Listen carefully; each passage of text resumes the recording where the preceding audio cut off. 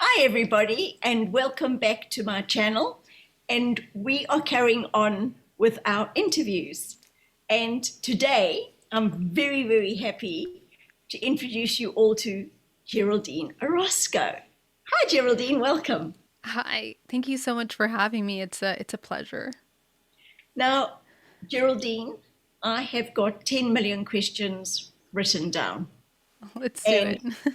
I don't even think we're going to get through them, but to get the people with their juices running on the other side, I'm going to read off a few things and then we're going to get straight into it. Let's do that. So, this is what I've written down. I've written down certified holistic stress management, meditation instructor from Bay Area Meditation, your company, DNA reprogramming, speaker, you do coaching, ascension coach, hybrid mother, all about abduction, intuitive pranic energy healer, quantum energy healer. You even do heart hypnotherapy. I mean, is there anything you don't do? Well, we've had to learn a couple things. So, the very first thing I want people to know is that although you live in America, you're actually not American by birth, are you? I am. I was born here. Yeah, born and raised here in California. So, Yeah. why did I think you were Bolivian? No, well, my parents are Bolivian, yes, but I was born here. So, you were born in America. Yes, yes, that's right. So, tell me about that. The birth, you mean? No, just Or like being brought up by parents from a different nationality. oh, well, my parents, I have a mix. They're Bolivian Italian. But I mean, they're very spiritual people. And so, coming into this country, I guess, the idea, I mean, in South America, education is very, very advanced. So, usually people will go to private school. So my parents put me in private school here. So I went to actually Lutheran private school for a little bit, and yeah, it was interesting. There was a lot of racism going on at that time in the early '80s, and so they had to make a shift. And then I went to public schooling, but my parents are incredibly spiritual. And so we were raised with dedication of going to museums and cultures. And I played the violin for 15 years and, very much in these realms of education and learning many different things and also exploring spiritually, trying different religions, different foods from around the world. So really well educated on that, front until in high school we decided to go to South America and I went to school there for 2 years. And that's where I learned how to speak Spanish and write Spanish for the first time. And Wow. it was very difficult because I had to learn from one day to the next, how to speak Spanish, how to write it. And the education, of course, is killer because American education is unfortunately sometimes a little bit of a joke for a lot of districts, a lot of public school districts, in that you have three art classes, you have a math, you have maybe a science elective, but it's not very intense schooling. And so in South America we had like 16 subjects, and we had, it's an entire 8-hour day split in two, and just very intense. So I had to get tutors to learn how to speak Spanish and do well in school. But by the time I finished that, I came back to the US and I had like all AP courses, and you know pretty much it was 3.9 like overall GPA. So I was a very good student. And originally I wanted to be a lawyer, but I got pulled into design school. And so, I'm very good at design and art and creativity. So that's where it kind of began. And Is that yeah, where your then, art began? Your actual, because I've seen some of your paintings. yeah, well, actually, I just started painting actually after my awakening. Just one day to the next, there was this insatiable feeling that I needed to paint, and I just started, and it was very much a language, a light language that was coming through into the art form, and also painting what I was seeing in the multidimensional body, energy structures, the chakras, the multidimensional body. And so it was a way for me to understand and express what I was seeing in the multidimensional body. So, it's been an interesting 5 years. A lot of things have happened. I've had a near-death experience, and I've had a lot of activations in my healing modalities and my psychic abilities that have kind of pulled forward deeper and deeper in the understanding of, our reality and everything that we are. So when did that all change for you? So you finished school, you came back from South America, you then went in to do all the art and the design. And then what Yes. happened? What was that like? Boom. Yeah, it was amazing. I mean, I was only in my field practicing for a very short amount of time. That degree didn't get a lot of use in that I got recruited as a flight attendant, and I was an international first class flight attendant for several years. And after that, I got very tired of the time zone changes and a lot of traveling, and the body was just exhausted and tired. So I just had to stop that for my health, because I was going from time zone to time zone like within a week. It was too intense. So I went into the corporate world, kind of like came back to the earth, I guess you could say. And my company that I was working in, telecom, went under. And that's when I traveled to China and realized that there is an entire realm of import and export. And I was enamored by that, by the business aspect of it. So I started to do that, and I started my own business as an event planner. And so I started importing those things and designing events. And that's where I found my calling for a little bit, until I started to kind of wake up emotionally. And my partner passed away at the same time that I was starting my business, and it kind of like shook me, and it kind of woke me up and said, what's happening? We're doing all the things that we think we're supposed to be doing, right? We get the education, we get the career, we get the relationship, and then everything kind of falls apart. Why does this happen? That was my question. And so it took me really deep into trying to understand meditation, and meditation was my savior because it allowed me to find a kind of calm within the storm of life, of emotions, of everything. And that's when I went deep into curiosity of pranic healing and quantum energy healing, and became certified in those things, but wasn't practicing as actively as I am now, of course. And I think once all of that went under the belt, I met a shaman. And that shaman kind of taught me more deeper techniques into the meditation. And I started to dive deep into those. And I realized that every time I would go out to conferences, to lectures, like I wasn't finding the real answers that I was looking for. And I realized at the age of 24, I had no idea what love was. I had no idea. Still had so many illusions about what that was. And I had to literally dive deep and break through all of that programming, cultural programming, any kind of remnants of religious programming that came down. My parents are not religious. They were always spiritual, but they were raised in a culture that, is very spiritually influenced. It means that there's a lot of behaviors that are kind of built in guilt and shame around many things that could be perceived as natural. And so that was very difficult to break. And that's an ancestral trauma that a lot of people deal with. So as a result of that, I realized that once I started to break all of that off, I was a completely different person, and that the habits and the things that I was doing, they didn't have to be done anymore, because I was no longer seeking perhaps the approval, the external approval. I wasn't seeking the love from outside. I realized that all of that could be found within. And as a result of that, in 2013, I had this life-changing contact experience where I was literally taken out of my bedroom window into a craft and introduced to all kinds of information. I When also that saw happened, were you in San Francisco, Union City, California. in California, living by yourself? Yes. So what actually happened? Did you wake up in the craft, or were you aware, or did it feel like a dream, or just what was it like?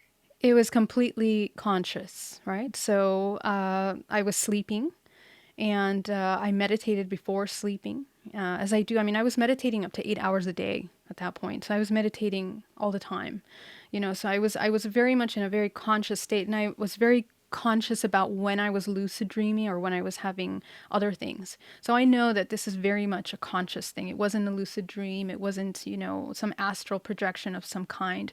This was me waking up to a brilliant light in my room and waiting for that light to go away, wondering if it was someone that was breaking into a house down the street or some kind of garbage truck or something out of the ordinary that was on my street that created such a brilliant light in my room. And I decided to wait, and after a while it wouldn't go away, so I looked down at my phone and it was exactly 333 on the phone, which is very meaningful later, right?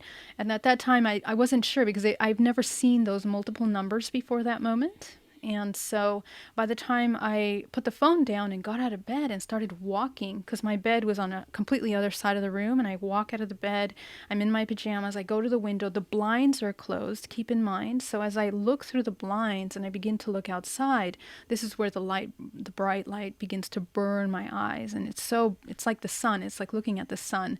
And all of a sudden my body feels like it doesn't move. The only thing I can move is my eyeballs, and I'm basically pulled out of my window outside. And there are these beings, these 6 very tall, gray type beings with these gigantic eyes that are literally approaching me. And one of them comes closer to me.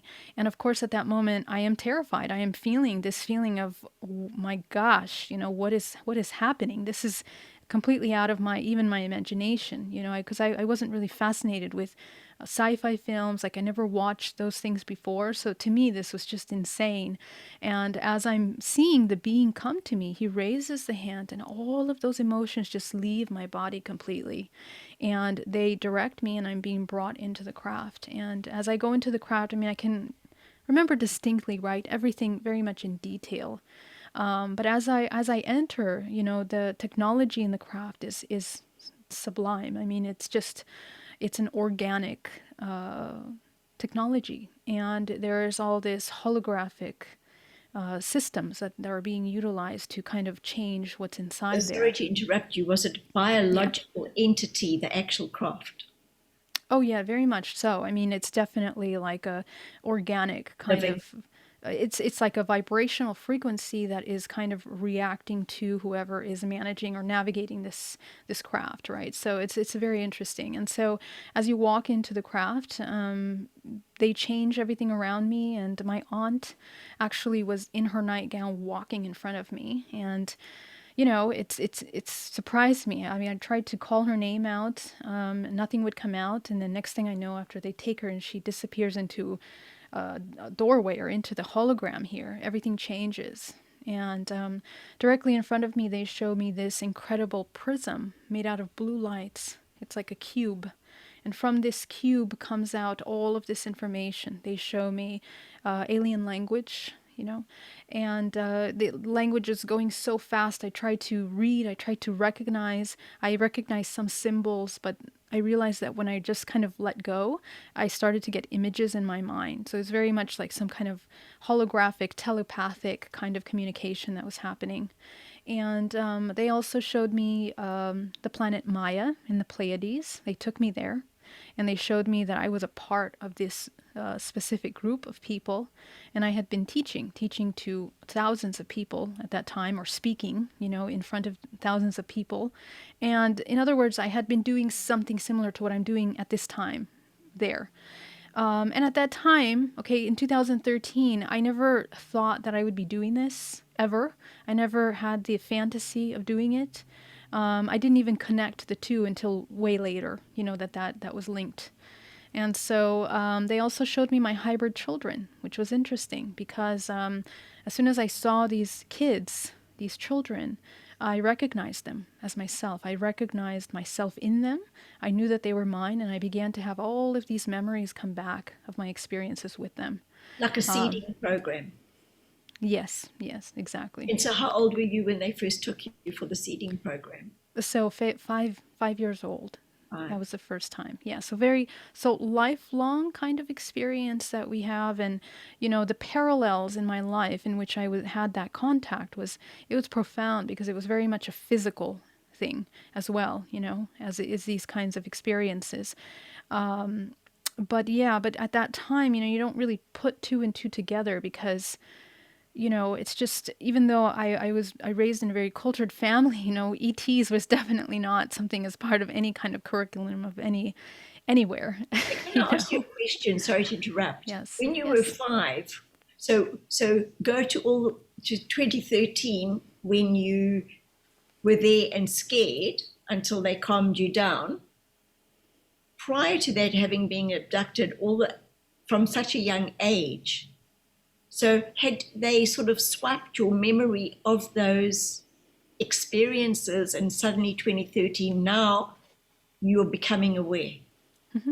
Well, people tend to believe that they're swiping the memory, but there's a human mechanism that occurs that we do in order Right. to preserve, ourselves The trauma. from our own paradigm being shattered, And so, um, for me, I I wasn't too much into any sci-fi or anything like that. So I didn't have that in the back of my mind, at an early age. I didn't have that reference.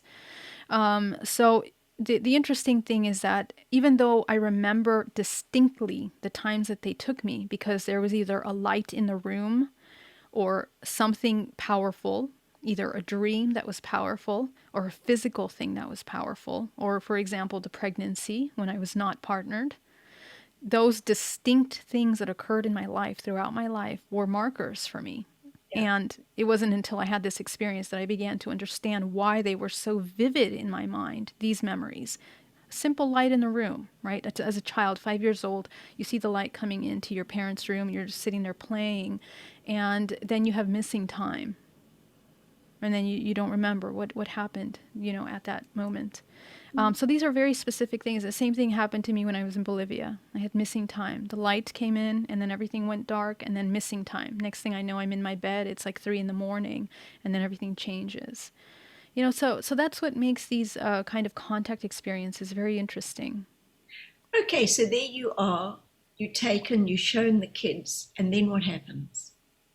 Yeah, so after they introduced me to these children, I begin to remember what happens. And it was kind of a crisis moment because I was feeling for a moment very, very guilty that I had not remembered previously. I was thinking, where was my head? Like, what have I been doing that I don't remember that these children exist?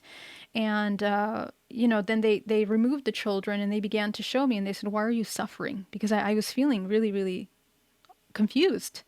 And they said, "Don't you understand that we are all one, right? That everything is unity."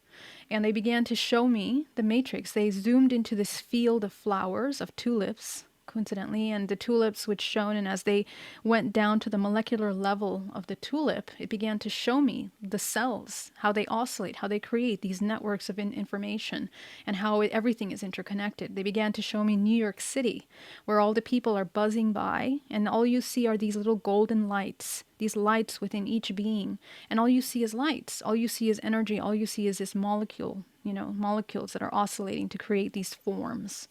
And so that's when I began to kind of get it. And then finally they took me up into this nebula, a rainbow nebula, where I began to feel for the first time a connection to absolutely everything. And I still can remember my family and my earth life, but I began to realize all of the other lives that I had been a part of.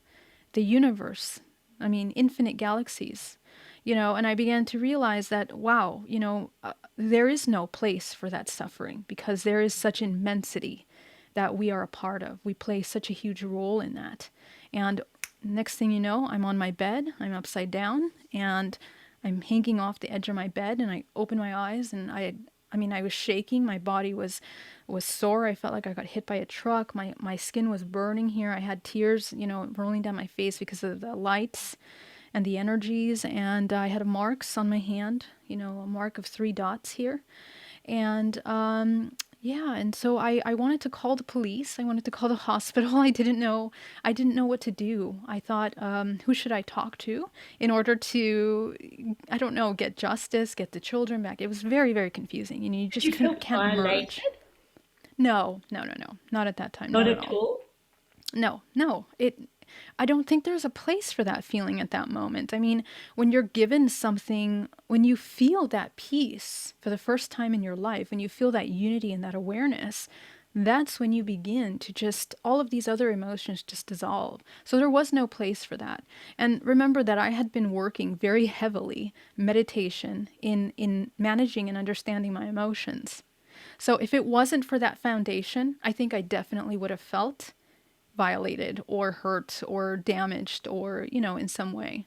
So it's But because, almost like you were going on this journey of doing that whole meditation first, getting, exactly, getting you absolutely. into that form, Vibrational that frequency. vibrational frequency Exactly. for the next step, then Absolutely. seeing Yeah. what you saw, and then being able to, as you evolved, start Yeah. sharing that with other people so that Exactly. those that might not have had the meditation and the gentle growth will really struggle.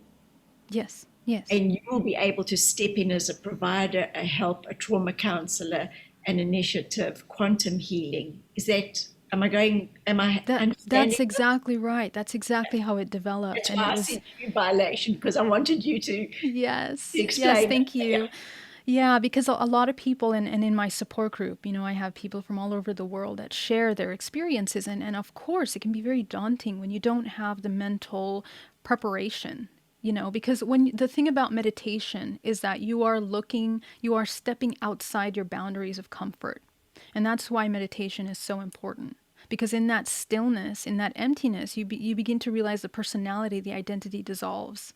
And that's when you need to enter into a state of complete observation and non identity. And that can be very terrifying. You experience like a death of a self, right? And if you don't know how to navigate that emptiness, it becomes terrifying. And so when you come into these experiences, you're not prepared because you're very caught up on your reality and the structure of your reality, and there's a comfort in that. So it's important to train ourselves the fear of death, the fear of the unknown, and all of the other emotions that stem from fear, which create so much separation, compartmentalization in many, many aspects of our life. So, really, Geraldine, it's about teaching people who they really, really are. But they think they're the 3D Jill and the Geraldines. They Yes, I mean, don't know the other parts, and that's what traps them, if you want to call it that. yeah, and it's not so much about teaching. I think the incredible thing about our reality is that we have all of this information encoded within our DNA. Okay, we are the information. It's just when the soul or the self decides that it's time to look at something outside of suffering to begin to experience other potential experiences. And that's when you can begin to broaden your perspective. And you remember is actually what happens because all of this information is already available. We have infinite amounts in the Akash, which we are connected to through the genetic code, through our ancestral lineages that we are cycling through patterns of experiences. And so when you meditate, or when you do any of this kind of internal work, you begin to uproot these kinds of patterns. And you can choose. And this is kind of where free will can kind of begin to, take form in your life. You can choose what you're experiencing. So, do you think this is just a question because I don't know? Um, People who have abductions, is this something that they've chosen to experience as part of the one? Yeah, so let's redefine what abduction means because it's been a quick evolution. The concept of what that is, and the reason why is because what you realize, because you understand that you're one with everything, is that all that we're encountering are aspects of our own self, and when the self gets to a vibrational frequency, a certain level, you can interconnect, you can communicate with those aspects of yourself that are thriving on those dimensional planes. Whether you're practicing in dream time or whether you're astral projecting, we are constantly encountering other dimensional beings. In fact, here in this moment, in this room where I'm at, where you're at, there's thousands of entities, beings that are surrounding us, and they are all in resonance with our vibrational frequency. So it's really important to understand that we're multidimensional beings, we're interdimensional beings, and we're not taught that. But the moment we are taught that, we begin to realize that we are constantly moving in and out of these planes, of these dimensions all the time. And so when we have these kinds of contact experiences, we're meeting ourselves. Those beings are reflections of ourselves. And the way that information kind of organizes itself when it comes into this three-dimensional plane, just this dimensional plane, but we are all dimensional planes up to the 13th dimension. All of these beings that are coming from these dimensional planes, we're just meeting aspects of ourselves that are on the higher levels. So we are all of those things. So all of these experiences that we've created for ourselves are agreements, experiential agreements that we make, whether we make them in a moment of unconscious co-creation, counter-creation, or creation. And all of them are a part of experience. So there really is no judgment. And I think once you understand that, it changes a little bit the perspective of either whether you're a victim or you are truly a creator. Yeah, I don't do the victim thing. I've learned through the hypnotherapy, all those sessions and the clients, that it's choices and it's never victims. But exactly. If you get to the stage, say, where you are being abducted and you've decided this is something that you don't really wish to continue to experience, is that when they can come to you for help? And is that part of the DNA reprogramming? If you could explain to people what that is, because I think that's very interesting. Yeah, so what DNA reprogramming is based on an understanding that everything is vibrating at the cellular molecular level. And there is a scientist that I actually found that was the only person that actually explains what I was able to see through my hypnosis, through my meditation, of understanding when you look at the human organism, right? Because I can see the human organism, I see things moving at all times.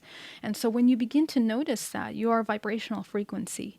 And this doctor, Peter Garayev, actually, he's a Russian biologist, who discovered that through sound, through the vocalization of certain vibrational frequencies, you can literally change, the subject. You can literally grow a limb. You can heal them from something, right? And so we find supporting evidence in epigenetics, where we understand that our surrounding does play a tremendous role in what we are, in our well-being, right? As a whole organism. So what DNA reprogramming is we're looking at the spiritual aspect from the emotional roots. And we go down because emotions are stored within the muscle memory of the body, stored within the organs, stored within the nervous system. And from that information comes out all of the cyclical patterns, the trauma that is informing those emotions. Our emotions usually, until you're conscious, are usually reactions. They're mechanical responses. And so if you understand why they're mechanical and you go back to the root, you begin to unpack that and deprogram the limiting beliefs that are informing those kinds of, reactions. And this is where a lot of things happen. Number one, your vibrational frequency begins to shift. Your understanding of yourself in the world begins to shift.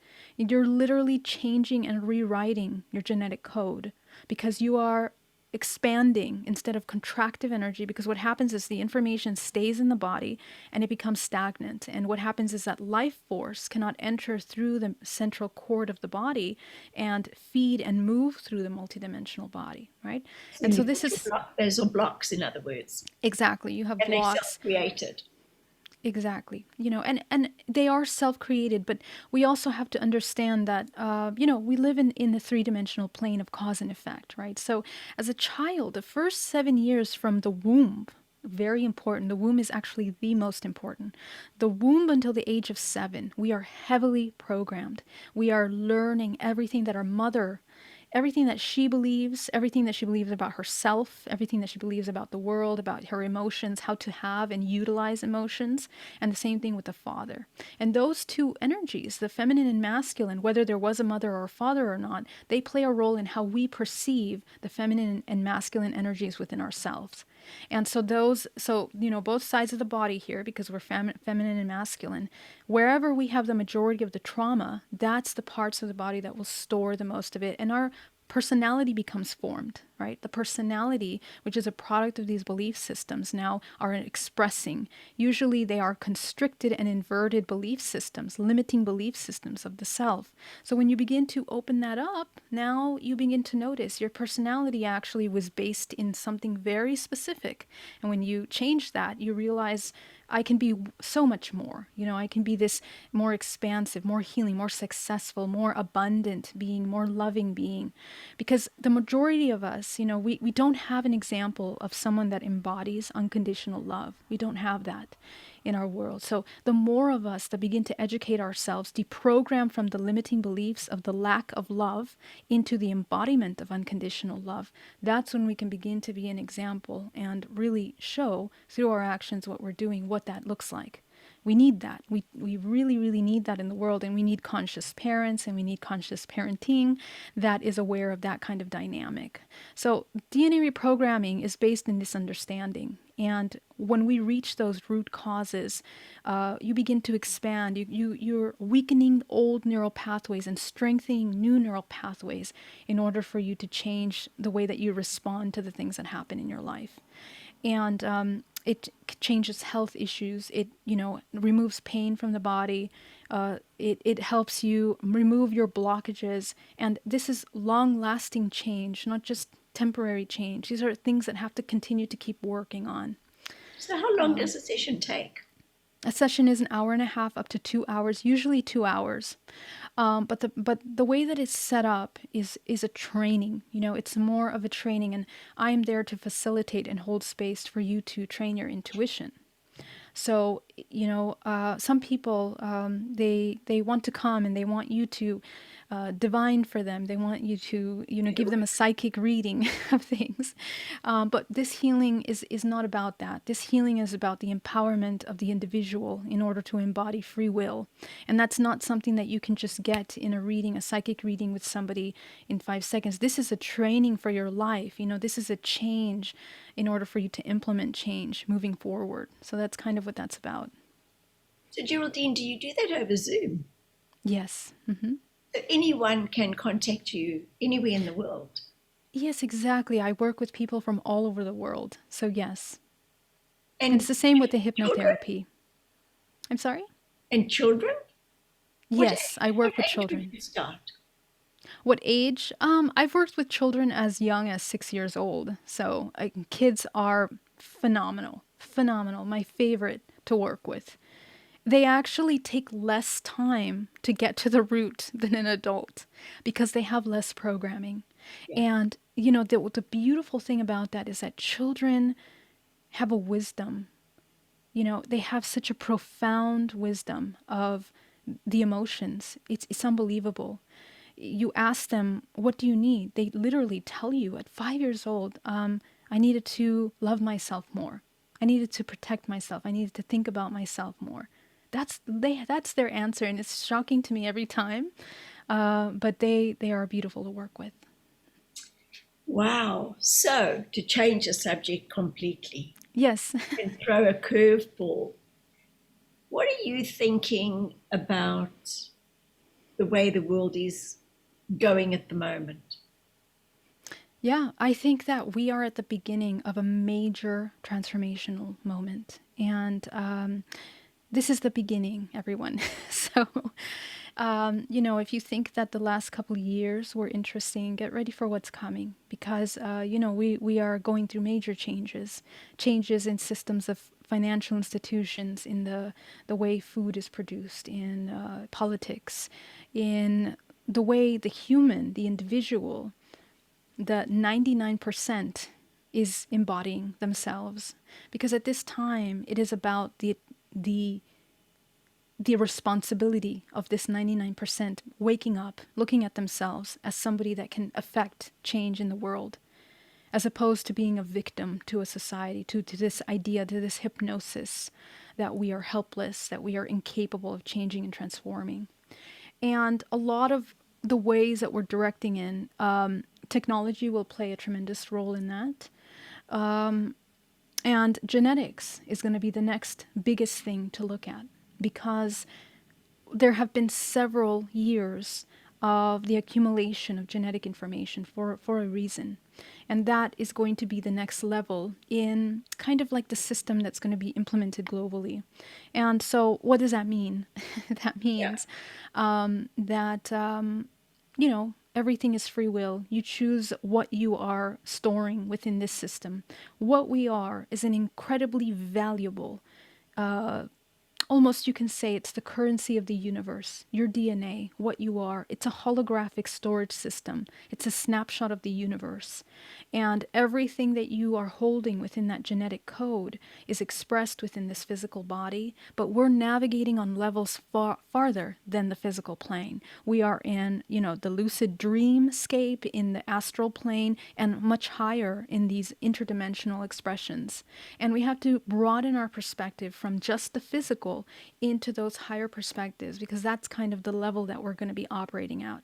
Telepathically, energetically, the language now of exchange is moving from the solid three-dimensional plane into something that is vibrational.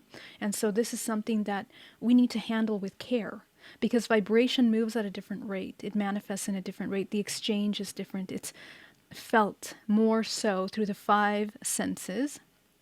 And the majority of us, we're barely using one sense. And even then, when we use that one sense, we are hypnotized and not even aware of what we're doing with that. So this is kind of like a moment of major activation, major awakening, in that we need to embody that presence and choose wisely where we are, you know, where, first of all, of course, in the financial, what we're paying into, what are we paying for, and who are we funding with the money, What are we which is getting the, back? What are we getting back for our bucks? well, yes, but who are you funding, you know, and why are you funding that, you know? And so how can we pool the life force? Because remember, that's all exchange. Whoever we're exchanging with, you know, are we exchanging with somebody that's pro-life and co-creating consciously, or are we exchanging with something that chooses to be parasitic? And a parasite basically is anything that rejects its own consciousness. Anything that rejects its own self becomes parasitic. It needs from outside in order to feed. And we very much embody those kinds of parasitic behaviors when we reject ourselves, when we deny our light, when we reject what we are. So we need to be conscious of that and what's happening, because time is moving faster. I mean, literally the entire universe is rotating. And within this trajectory, we are moving in a cycle of the infinity. And right now, where we're at is we're passing through the photon belt. But what that means, aside from that, is that our vibrational frequency of the entire galaxy at this time is moving faster than ever before. And so what that means is that time is going faster, manifestation is moving more fluidly, and we are feeling within the vibrational system of the body, which is emotion, sound, frequency. This is the language that we're operating at right now. So our frequency, if we're at a low frequency, we are really manifesting in the low. So we're going to get illnesses, we're going to contract viruses, we're going to get all kinds of things that construct, they counter-create again, right? So if you begin to change that, simply change it without becoming aware that that's a choice, conscious choice, you can begin to move. The human body is a vortex. And actually, when you begin to move that vortex, it begins to go into the cycles of creation, in matching the cycles of creation of the universe, of all organisms. So illness is stagnation. It's non-movement. Creation is that movement. And so the more we learn about this incredible instrument that is a physical body, we can thrive, we can be abundant, we begin to manifest on levels that we never thought possible before. And so this is kind of where we need to prepare for the next few years, because a lot of things are going to be implemented in technology. Artificial intelligence is going to come into play right now. And the way that artificial intelligence, the magnitude and the speed at which it's being developed right now, plays a tremendous role in how the systems of control are navigating our reality. So the more that we pull into more self-sustaining systems within our communities, the better it will be. The better it will be. So what do you think is going to happen with disclosure? You know, this concept of Is this going to happen? I mean, because we're going to need something to wake people up now. well, The word disclosure, and of course, I speak a lot in these fields, Yes. of UFOs But and the ET reason I'm contact. using these terms Yeah. is because the everyday layperson, that's what they understand. So then I want you to expand and go, okay, blah, blah, blah. So, well, the thing about disclosure is that people think about the word disclosure. And in order to receive disclosure, you need to have somebody telling you something and disclose information to you. Okay, so where we're at right now, there's no such thing as disclosure. There is no, you can wait all your life for some couple group of 10 people to say, yes, there are ETs. Now you can believe them. But this is a waste of life force energy. Because actually, what needs to happen, and the invitation why this word has become such an important word right now, is because, well, first of all, the government has already released it's issued, from the Pentagon, a report on UAPs stating clearly that they are unable to explain those UAPs, right? So they said that they're not from the Earth. They don't seem to be from US and or any other country in the world. That's what they said clearly. So then the question is they need to start investigating them more. We also had in the last government cycle, we had the Space Force being established, right? So we need to just very carefully pay attention to the trends that are happening right now. Plus, in the mainstream media, there are numerous celebrities, numerous people that are coming out of the cosmic closet to talk about their contact experience. So clearly, we are very clearly changing the focus to this, which is the next step. Now, the question is, why is that happening? Is it happening because there's going to be major technologies that are going to be disclosed, from the government that have been utilized, or what's the gameplay? I always look at what's the strategy here, because as you know, we look at history. We look at the history of how things have been moved around historically, how the propaganda moves certain information for specific purposes of the benefit of usually the small group of 10% people, 1%, right? And so we need to pay attention to why things are being moved around the way they are. Obviously, there's something that's going to come into our reality soon.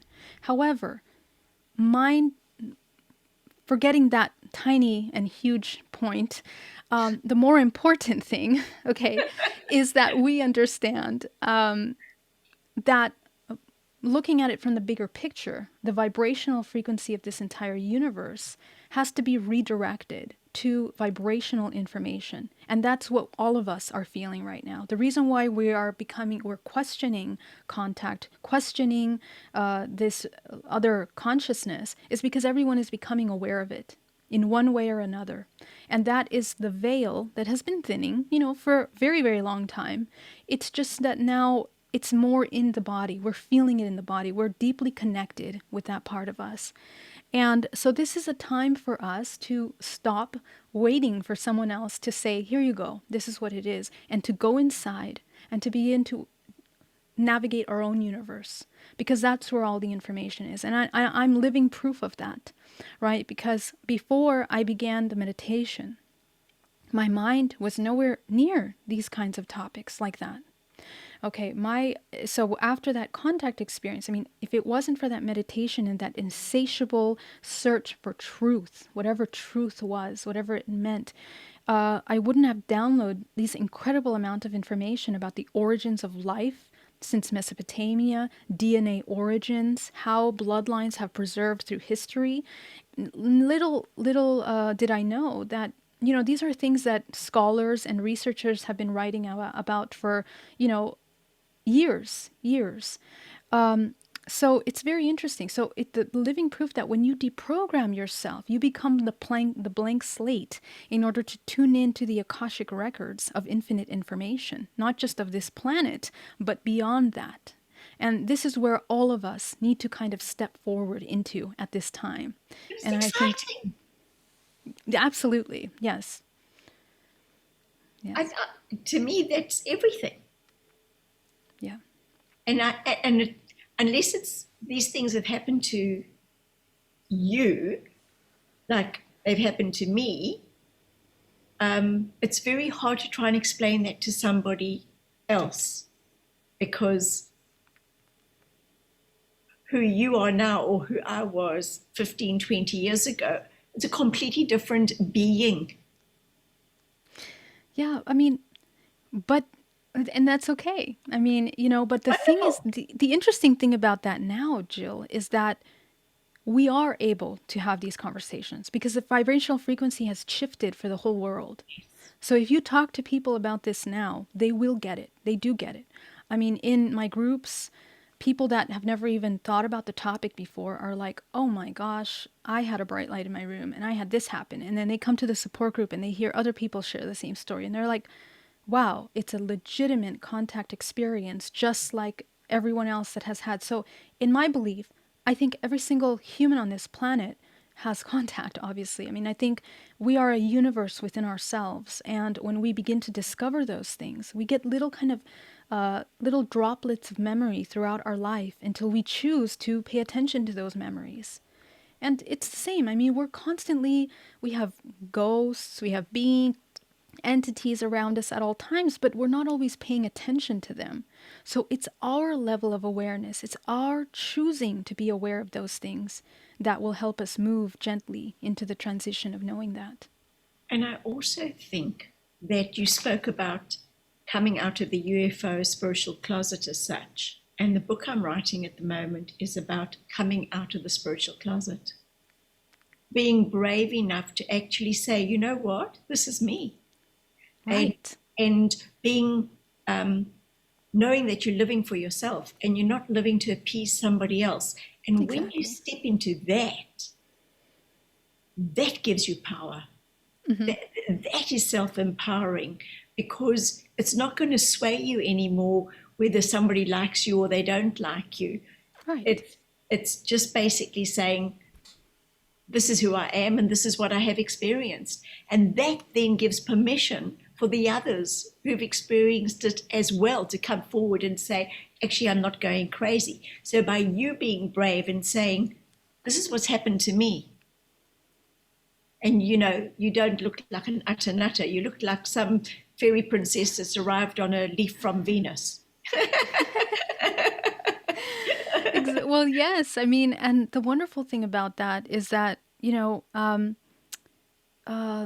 I guess the spiritual closet, it's very interesting. We